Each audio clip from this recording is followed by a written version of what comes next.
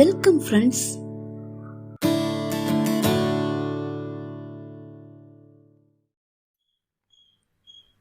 Hi friends, உங்கள் எல்லாருக்கும் என்னுடைய அன்பான வணக்கம்.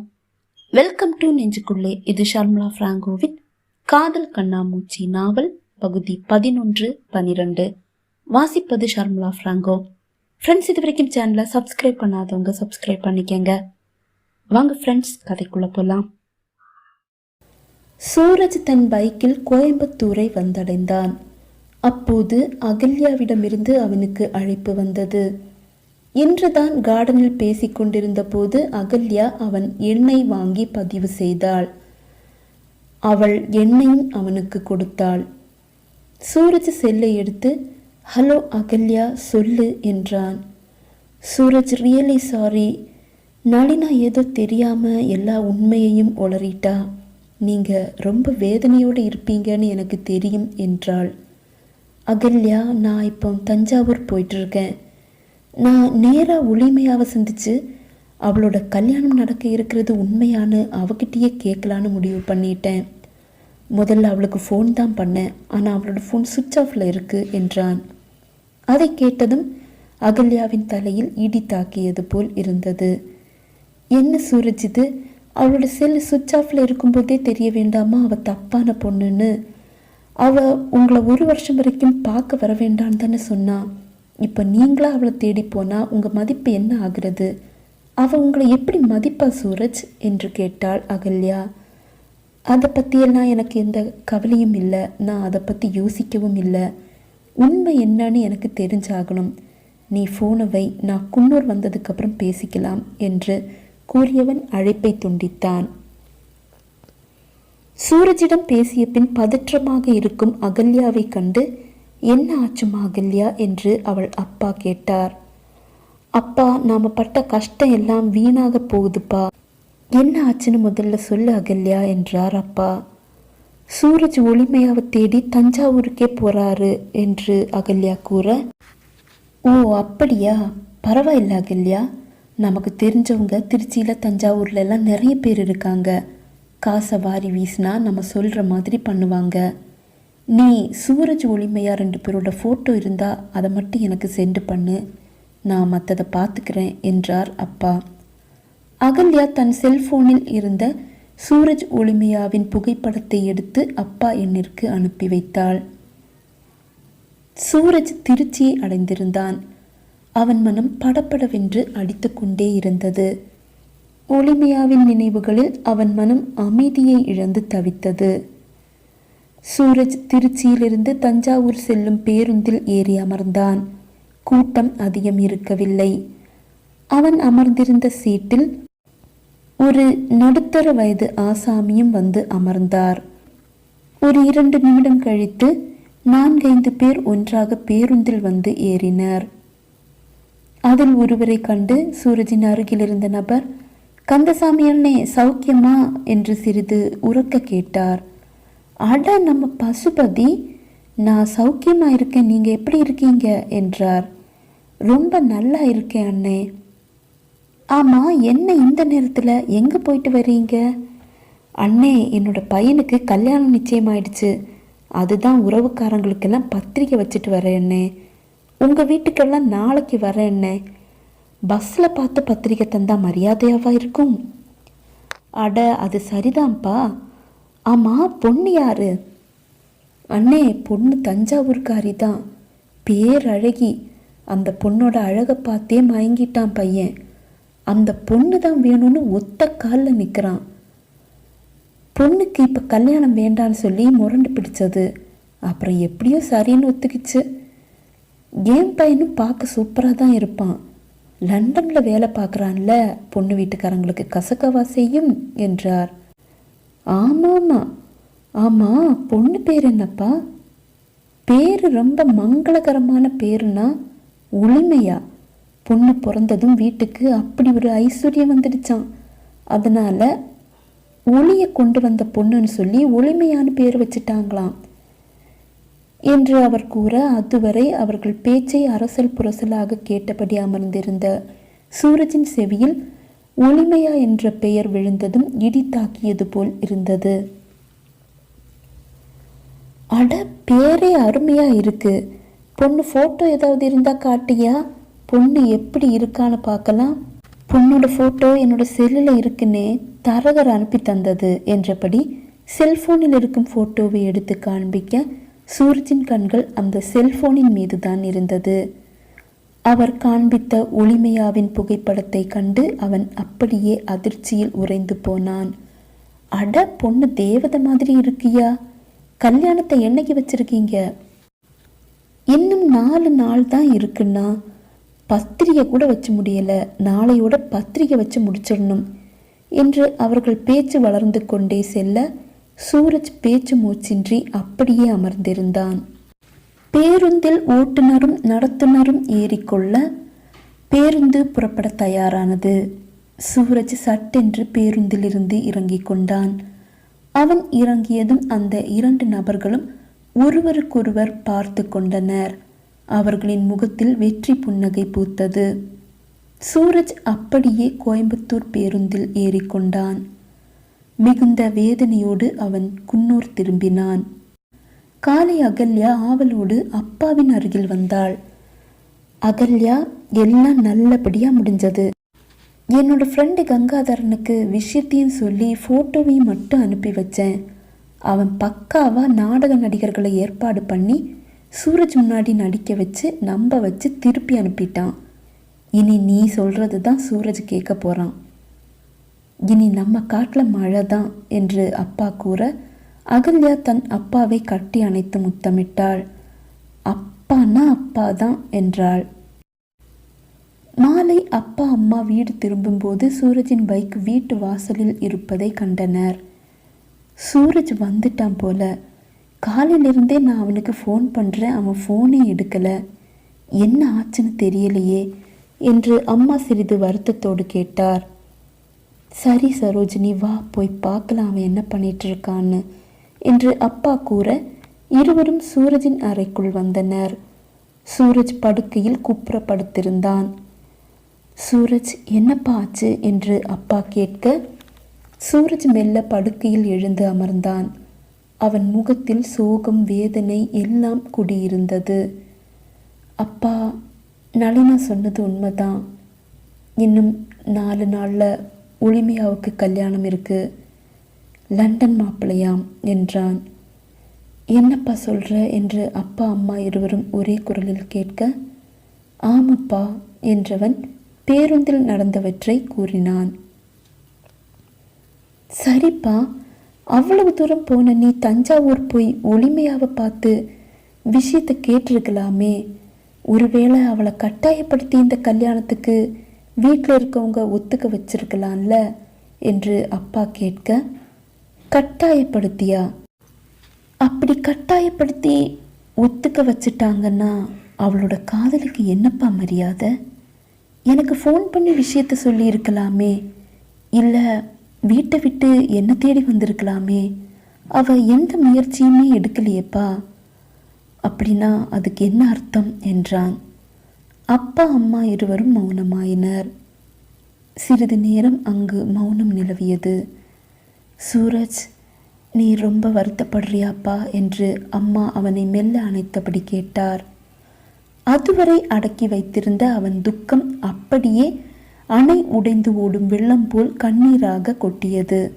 அப்பா அம்மா இருவரும் அவனை தங்களோடு சேர்த்து அணைத்து கொண்டனர். சூரஜ் 1 வாரம் வெளியே எங்கும் செல்லவில்லை. அவன் அம்மா அவனுடனே இருந்தார். அது அவனுக்கு ஆறுதலாகவே இருந்தது. அன்று சூரஜின் பெயருக்கு ஒரு கடிதம் வந்தது. ஃப்ரம் ஒளிமையா தஞ்சாவூர் என்று எழுதியிருந்தது. அந்த கடிதத்தை பிரிக்கும்போது சூரஜின் கைகள் நடுங்கியது. அதை பிரித்து வாசித்தான் சூரஜ். சூரஜ், என்ன மன்னிச்சிடுங்க. இந்த லெட்டர் உங்கள் கைக்கு கிடைக்கும்போது நான் இன்னொருத்தரோட மனைவியாகி இருப்பேன். கல்லூரி காதல் கல்லூரியோட முடிஞ்சிடும்னு கேள்விப்பட்டிருக்கேன். நம்ம விஷயத்துலேயும் அப்படி தான் நடந்திருக்கு. தயவு செஞ்சு என்னை தேடி தஞ்சாவூர் வந்து என்னோட வாழ்க்கையை நாசம் பண்ணிடாதீங்க ப்ளீஸ். இப்படிக்கு ஒளிமையா. அதை வாசித்த சூரஜ் அந்த கடிதத்தை அப்படியே மடித்து படுக்கையில் வைத்தான். அவனது படுக்கையில் அமர்ந்திருந்த அம்மா அந்த கடிதத்தை எடுத்து வாசித்தார். சூரஜ், நீ என்னப்பா பண்ண போற என்று அம்மா கேட்க, அம்மா, அவளோட காதல் எப்படிப்பட்டதுன்னு எனக்கு தெரியாது, ஆனால் என்னோட காதல் உண்மையானதுமா என்று அவன் கூறினான். அதற்கு மேல் அம்மா அவனிடம் எதுவும் கூறவில்லை. 4-5 நாட்கள் கடந்து சென்றது. தனிமை, விரக்தி, காதல் தோல்வி அனைத்தும் அவனை வெகுவாக பாதித்தது. அகல்யா வீட்டிற்கு வந்து சென்றாள். ஆனால் அவளை கூட சந்திக்க சூரஜ் தயாராகவில்லை. தன் அறையிலேயே அடைப்பட்டு கிடந்தான். அவனது அந்த நிலையைக் கண்டு சூரஜின் அப்பா அம்மா பயந்து போயினர். சூரஜின் அப்பா அவன் அருகில் வந்து அமர்ந்தார். சூரஜ், நீ இப்படி இருக்கிறத பார்க்க ரொம்ப கஷ்டமா இருக்குப்பா. இப்போ உன்னோட மனசுல ஒரு பெரிய வெற்றிடம் இருக்கு.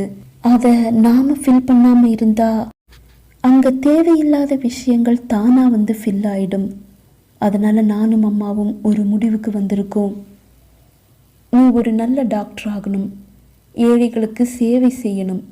தாத்தா அதுக்காக தான் என்னோட பேரில் அந்த ஹாஸ்பிட்டலை கட்டியிருக்காரு. தாத்தாவோட கனவு பாதியில் உடைஞ்சிடக்கூடாது.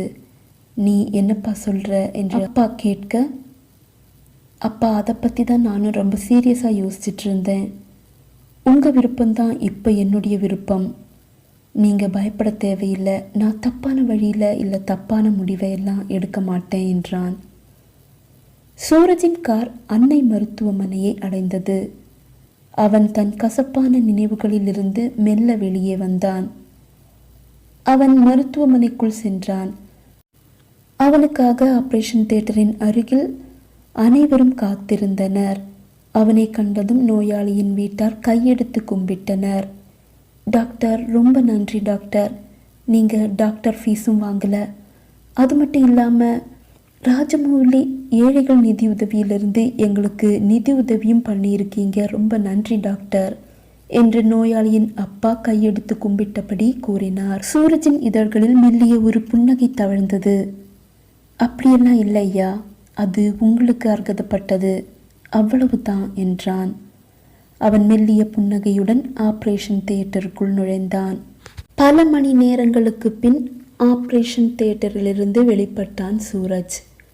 நோயாளியின் வீட்டார் மிக ஆவலோடு அவன் முகத்தை பார்த்தனர். பயப்பட தேவையில்லை, ஆபரேஷன் சக்சஸ் ஆயிடுச்சு, உங்கள் பையனுக்கு இனி எந்த ஆபத்தும் இல்லை என்று சூரஜ் கூறியதும் அவர்களின் முகத்தில் அப்படி ஒரு மகிழ்ச்சி. ஆபரேஷன் முடிந்து மிகவும் களைப்பாக இருந்ததால் சூரஜ் நேராக வீட்டிற்கு வந்தான். சூரஜ் வீட்டிற்குள் வரும்போது அவன் அப்பா அம்மா இருவரும் ஹாஸ்பிட்டல் செல்ல தயாராகி கொண்டிருந்தனர். அவர்களின் அருகில் வந்தான் சூரஜ். என்னப்பா சூரஜ், ஆபரேஷன் நல்லபடியா முடிஞ்சதா என்று அப்பா கேட்டார். ஆமாப்பா, ஆபரேஷன் சக்சஸ் என்றான். அப்புறம் எப்பா உன்னுடைய முகம் இப்படி வாடி இருக்கு என்று அம்மா கேட்க, அம்மா, நான் இன்னைக்கு நம்ம ஹாஸ்பிட்டலில் ஒளிமையாவை பார்த்தேன் என்றான். சூரஜின் அப்பா அம்மா இருவரும் அதிர்ச்சியோடு சூரஜை பார்த்தனர். என்னப்பா சொல்கிற என்று அம்மா அதிர்ச்சியோடு கேட்டார். ஆம்ப்பா, நம்ம ஹாஸ்பிட்டலில் அழகிரின்னு ஒரு தாத்தா அட்மிட் ஆகியிருக்காரே, அவரோட ரிலேட்டிவ் தான் ஒளிமையான்னு நினைக்கிறேன் என்று சூரஜ் கூற, ஒளிமையா உன்னை பார்த்தாளாப்பா என்று அம்மா கேட்டார். ஆமாம்மா, நான் ஒளிமையாவை பார்த்து பேசிட்டு தான் வந்தேன் என்று சூரஜ் கூற, அம்மாவின் மனது பாரமானது. தன் மகனின் வாழ்க்கையிலிருந்து துன்பங்கள் நீங்காமல் அவனை தொடர்கிறது என்று எண்ணி அவர் மிகவும் வேதனை கொண்டார்.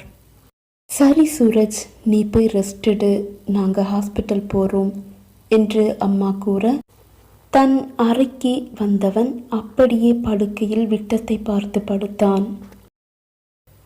சூரஜின் அப்பா அம்மாவின் கார் மருத்துவமனைக்குள் நுழைந்தது.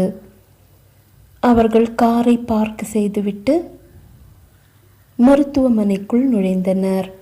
இருவரும் நடந்து தங்கள் அறையை நோக்கி வர, ஏங்க, எனக்கு அந்த ஒளிமையாவை பார்க்கணுன்னு தோணுது என்று சூரஜின் அம்மா கூற, எனக்கும் அப்படிதான் தோணுதுமா என்று சூரஜின் அப்பாவும் கூற, சுடிதார் அணிந்த ஒரு அழகிய இளம் பெண் பதற்றத்தோடு ஓடி தங்கள் அருகில் வருவதை இருவரும் வியப்போடு பார்த்தனர். டாக்டர் சந்திரமௌலி என்று பெயர் பதித்திருந்த அந்த அறையில் முன் வந்து நின்றாள் ஒளிமையா.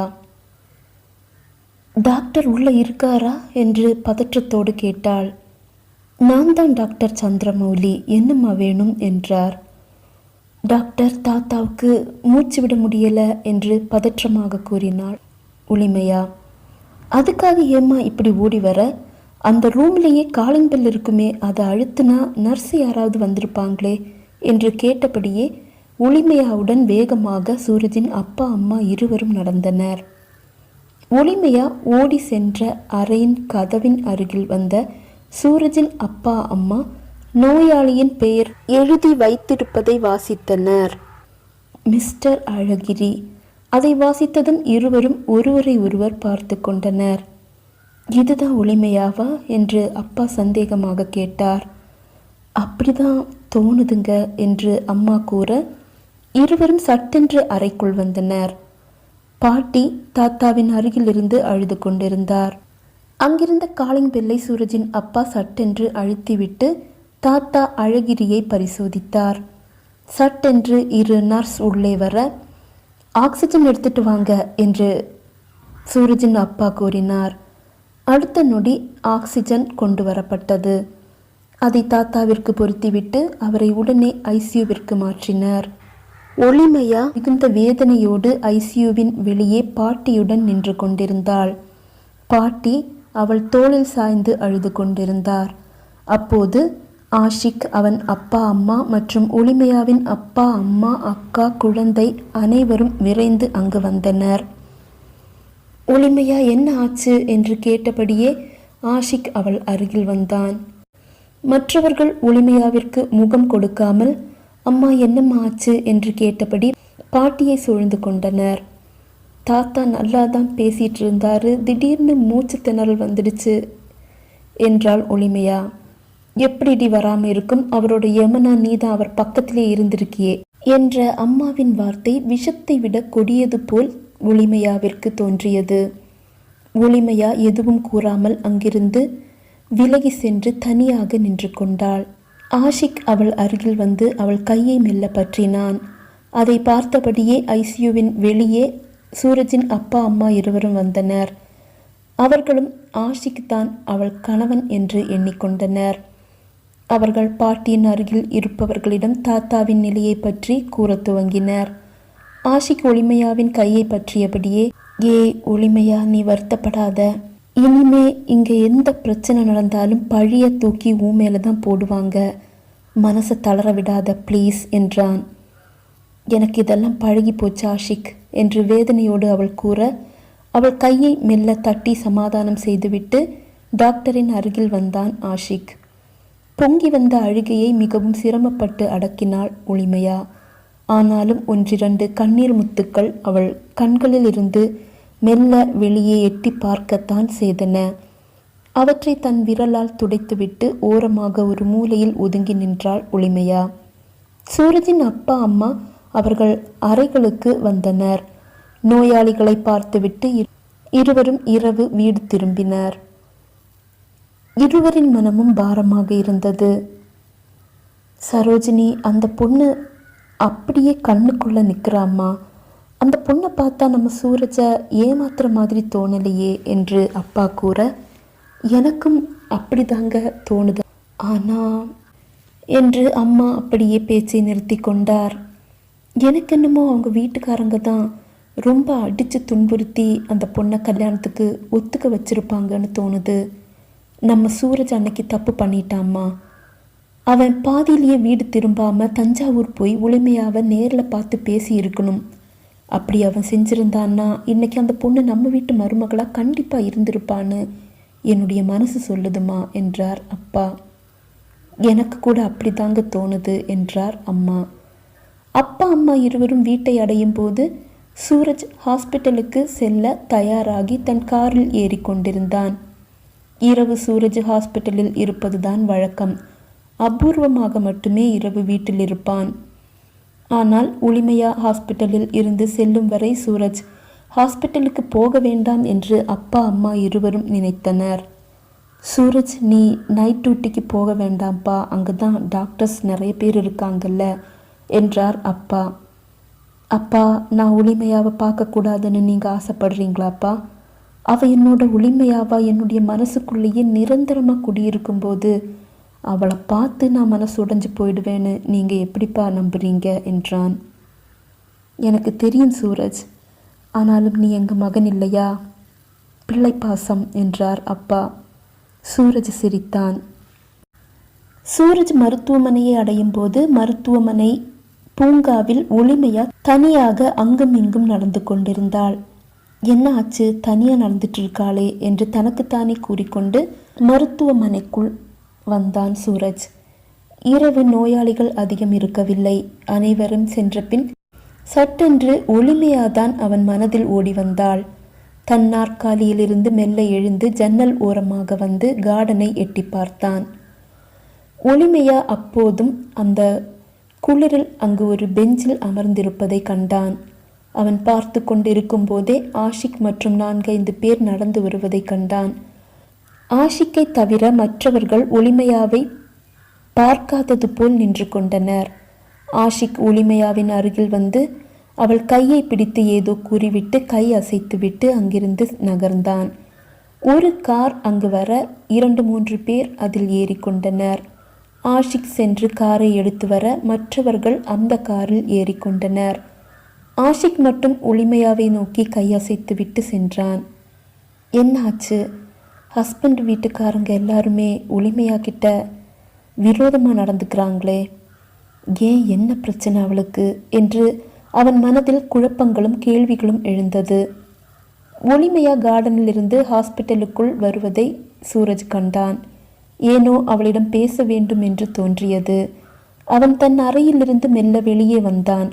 ஒளிமையா மாடி ஏறி மேலே வர சூரஜ் அங்கு நிற்பதை கண்டு ஒரு நிமிடம் தயங்கி நின்றாள். அதன் பின் அவனை கவனியாதது போல் அவனையும் தாண்டி செல்ல தயாரானாள். பரவாயில்ல, அன்னைக்கு இன்னைக்கு உனக்கு ஒரே குணம்தான், என்னை உதாசீனப்படுத்துறது என்றான் வேதனையோடு சூரஜ். சட்டென்று நின்றவள் கோபமாக அவனை திரும்பி பார்த்தாள். யார் உதாசீனப்படுத்தினது, நானா என்று கோபமாக கேட்டாள் ஒளிமையா. அவளது அந்த கேள்வி அவனை வியப்பில் ஆழ்த்தியது.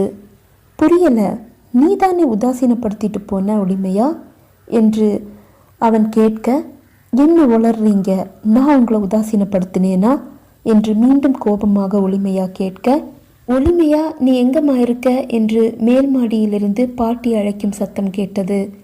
கோபமாக தலையை வெட்டி திருப்பிக் கொண்டு வேகமாக மாடி ஏறி மேலே சென்றாள் ஒளிமையா. அவ என்ன சொல்லிட்டு போறா, அவ தானே என்னை ஏமாத்திட்டு போனது, அவளை தேடி போக வேண்டான்னு எனக்கு லெட்டர் எழுதி அனுப்பினதும் அவதானே என்று மனதில் எண்ணியபடியே தன் அறைக்குள் வந்து தன் இருக்கையில் அமர்ந்தான். அப்போது அம்மாவிடமிருந்து அழைப்பு வந்தது. சூரஜ் ஃபோனை எடுத்து, அம்மா சொல்லுங்கம்மா என்றான். சூரஜ், ஹாஸ்பிட்டலில் பேஷண்ட்ஸ் நிறைய இருக்காங்களா என்று கேட்டார் அம்மா. இல்லைம்மா, பேஷண்ட்ஸ் எல்லாம் இல்லை, நான் இப்போ சும்மா தான் இருக்கேன் என்றான். சரிப்பா, கொஞ்ச நேரம் தூங்கு என்றார் அம்மா. சரிம்மா என்றான் சூரஜ். அம்மா அழைப்பை துண்டித்தார். அவர் மனதில் பாரம். படுக்கையில் மெல்ல தலை சாய்த்து படுத்தவரை அப்பாவின் கரங்கள் வளைத்து பிடித்தது. என்னம்மா, சூரஜை நினைச்சு வேதனைப்படுறியா என்றார். ஆமாங்க, ஒரே பையன், அதனால தானே அவன் ஒளிமையாவை மறக்க முடியாமல் தவிக்கும் போதும் அகல்யா அவனை காதலிக்கிறதால அவளை சூரஜுக்கு கட்டி வைக்க முயற்சி பண்ணுறோம். ஆனால் சூரஜ் அவனோட காதலில் ரொம்ப உறுதியாக இருக்கானே, இன்னைக்கு வரைக்கும் அவன் மனசை மாற்றிக்கவே இல்லை, அன்னைக்கு போலவே இன்னைக்கும் இருக்கான். அவனுக்காகத்தானே நீங்கள் உங்கள் தங்கச்சியை மன்னிச்சு ஏற்றுக்கிட்டு நம்ம வீட்டோட குடி வச்சிருக்கீங்க என்று அம்மா கேட்க, அப்பாவிடமிருந்து ஒரு நீண்ட பெருமூச்சு எழுந்தது. அவர் மனதில் அந்த பழைய நினைவுகள் மெல்ல அலைமோதியது. சூரஜ் மேற்படிப்பை முடித்துக்கொண்டு நாடு திரும்பிய நேரம் அது. அவன் ஹாஸ்பிட்டலே கதி என்று கிடந்தான். இரவு பகல் பாராது கடுமையாக உழைத்தான். தன் மனதில் ஏறி அமர்ந்து தன்னை வாட்டும் ஒளிமையா மற்றும் அவள் நினைவுகளில் இருந்து விடுபடவே அவன் இப்படி வேலையில் தன்னை மூழ்கடித்து கொண்டான். சாப்பாடு உறக்கம் எதுவும் இல்லாமல் அவன் படும் அவஸ்தையை அவன் அப்பா அம்மாவால் தாங்கிக் கொள்ள இயலவில்லை. அன்று சூரஜ் ஹாஸ்பிட்டலில் இருந்து வந்தபோது அப்பா அவனிடம் பேச்சு கொடுத்தார். சூரஜ், நீ ஏன்பா இப்படி ராத்திரி பகல்னு பார்க்காம ரொம்ப கஷ்டப்படுற? அது உன்னோட ஆரோக்கியத்தை தான் பாதிக்கும். நீ நல்லா இருந்தால் தான் ஏழைகளுக்கு உன்னால் சேவை செய்ய முடியும்ப்பா, அதை நீ மறந்துடாத என்று அப்பா கூற சூரஜ் பதில் எதுவும் கூறவில்லை. அப்போது அகல்யா வீட்டினுள் வந்தாள். அவளை கண்டதும் முகம் மலர்ந்தான் சூரஜ். அப்பா அதை கவனித்தார். என்ன அகல்யா, ஏதாவது கவிதை எழுதிட்டு வந்தியா என்று அவளுடன் கேட்டான். இல்லை சூரஜ், இப்பெல்லாம் கவிதை எழுத வரல. நீங்கள் தான் என்னை கண்டுக்கிறதே இல்லையே, அதனால் என்னுடைய மனசு ரொம்ப வேதனையில் இருக்குது. அதனால் கவிதையெல்லாம் எழுத முடியலை என்னால் என்று முகத்தை சோகமாக வைத்துக்கொண்டு சூரஜை சமாளித்தாள் அகல்யா. சூரஜ் வேறு எதுவும் கூறாமல் சட்டென்று எழுந்து தன் அறைக்கு வந்தான்.